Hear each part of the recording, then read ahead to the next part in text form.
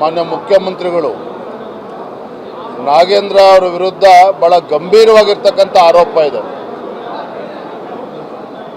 ಇವತ್ತು charge sheet ಕೂಡ ಅವ್ರ ವಿರುದ್ಧ ಫೈಲ್ ಆಗಿರುವಂಥದ್ದು. ಏನು ಪ್ರಕರಣ? ಅವರು ಸಚಿವರಿದ್ದಾಗ ವಾಲ್ಮೀಕಿ ಅಭಿವೃದ್ಧಿ ನಿಗಮದಲ್ಲಿ ನೂರಾರು ಕೋಟಿ ಹಣವನ್ನು ಲಪಟಾಯಿಸಿ ತೆಲಂಗಾಣ ರಾಜ್ಯದಲ್ಲಿ ಸಾವಿರಾರು ಅಕೌಂಟ್ಗಳನ್ನು ಓಪನ್ ಮಾಡಿ ಅಲ್ಲಿ ಕ್ಯಾಶನ್ನು ಡ್ರಾ ಮಾಡಿ ದುರ್ಬಳಕೆ ಮಾಡಿಕೊಂಡಿರ್ತಕ್ಕಂಥದ್ದು ಜಗಜ್ಜಾಹೀರಾಗಿದೆ.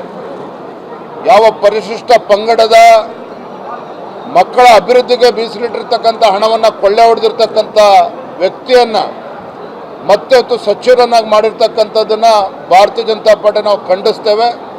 ಮುಂದಿನ ದಿನಗಳಲ್ಲೂ ಕೂಡ ನಾಡಿದ್ದು ಸದನ ಕೂಡ ಪ್ರಾರಂಭ ಆಗ್ತದೆ, ಅಲ್ಲೂ ಕೂಡ ಹೋರಾಟವನ್ನು ಮುಂದುವರಿಸ್ತೇವೆ. ಯಾವುದೇ ಕಾರಣಕ್ಕೂ ಅವರು ಸಚಿವ ಸಂಪುಟದಿಂದ ಅವ್ರನ್ನ ಕೈ ಬಿಡಬೇಕು. ಈ ನಿಟ್ಟಿನಲ್ಲಿ ಹೋರಾಟವನ್ನು ಕೂಡ ನಾವು ಮಾಡ್ತಾ ಇದ್ದೇವೆ. ಸರ್, ಮತ್ತೆ ಅವರು ಜೈಲ್ಗಳಲ್ಲಿ ಏನಾದ್ರು ತನಿಖೆ ಪೂರ್ವಾಯಿತು ಅಂದರೆ ಈಗ ಏರ್ಪೋರ್ಟಲ್ಲಿ ಅವ್ರು ಹೋಗಿರ್ತಕ್ಕಂಥ CCTV ಅದೆಲ್ಲ ಪರಿಶೀಲನೆ ಮಾಡ್ತಾ ಇದೆ ಇಡೀ ತಂಡ. ನೋಡಿ, ಅವರು ಬೇಲ್ ಕಂಡೀಷನನ್ನು ವೈಲೇಟ್ ಮಾಡಿದ್ದಾರೆ ಅಂತ ಹೇಳಿದ್ರೆ ನ್ಯಾಯಾಲಯ ಇದೆ, ಖಂಡಿತ ಅದ್ರ ಬಗ್ಗೆ ತೀರ್ಮಾನವನ್ನು ತೆಗೆದುಕೊಳ್ತದೆ.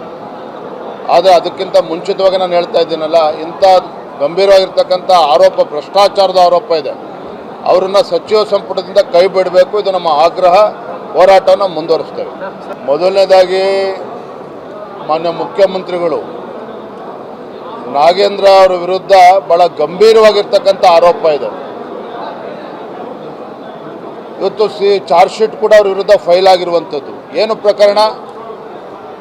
ಅವರು ಸಚಿವರಿದ್ದಾಗ ವಾಲ್ಮೀಕಿ ಅಭಿವೃದ್ಧಿ ನಿಗಮದಲ್ಲಿ ನೂರಾರು ಕೋಟಿ ಹಣವನ್ನು ಲಪಟಾಯಿಸಿ ತೆಲಂಗಾಣ ರಾಜ್ಯದಲ್ಲಿ ಸಾವಿರಾರು ಅಕೌಂಟ್ಗಳನ್ನು ಓಪನ್ ಮಾಡಿ ಅಲ್ಲಿ ಕ್ಯಾಶನ್ನು ಡ್ರಾ ಮಾಡಿ ದುರ್ಬಳಕೆ ಮಾಡಿಕೊಂಡಿರ್ತಕ್ಕಂಥದ್ದು ಜಗಜ್ಜಾಹೀರಾಗಿದೆ. ಯಾವ ಪರಿಶಿಷ್ಟ ಪಂಗಡದ ಮಕ್ಕಳ ಅಭಿವೃದ್ಧಿಗೆ ಮೀಸಲಿಟ್ಟಿರ್ತಕ್ಕಂಥ ಹಣವನ್ನು ಕೊಳ್ಳೆ ಹೊಡೆದಿರ್ತಕ್ಕಂಥ ವ್ಯಕ್ತಿಯನ್ನು ಮತ್ತೆ ಹೊತ್ತು ಸಚಿವರನ್ನಾಗಿ ಮಾಡಿರ್ತಕ್ಕಂಥದ್ದನ್ನು ಭಾರತೀಯ ಜನತಾ ಪಾರ್ಟಿ ನಾವು ಖಂಡಿಸ್ತೇವೆ. ಮುಂದಿನ ದಿನಗಳಲ್ಲೂ ಕೂಡ ನಾಡಿದ್ದು ಸದನ ಕೂಡ ಪ್ರಾರಂಭ ಆಗ್ತದೆ, ಅಲ್ಲೂ ಕೂಡ ಹೋರಾಟವನ್ನು ಮುಂದುವರಿಸ್ತೇವೆ. ಯಾವುದೇ ಕಾರಣಕ್ಕೂ ಅವರು ಸಚಿವ ಸಂಪುಟದಿಂದ ಅವ್ರನ್ನ ಕೈ ಬಿಡಬೇಕು. ಈ ನಿಟ್ಟಿನಲ್ಲಿ ಹೋರಾಟವನ್ನು ಕೂಡ ನಾವು ಮಾಡ್ತಾ ಇದ್ದೇವೆ. ಸರ್, ಮತ್ತೆ ಅವರು ಜೈಲ್ಗಳಲ್ಲಿ ಏನಾದ್ರು ತನಿಖೆ ಪೂರ್ವಾಯಿತು ಅಂದರೆ ಈಗ ಏರ್ಪೋರ್ಟಲ್ಲಿ ಅವ್ರು ಹೋಗಿರ್ತಕ್ಕಂಥ CCTV ಅದೆಲ್ಲ ಪರಿಶೀಲನೆ ಮಾಡ್ತಾ ಇದೆ ಇಡೀ ತಂಡ.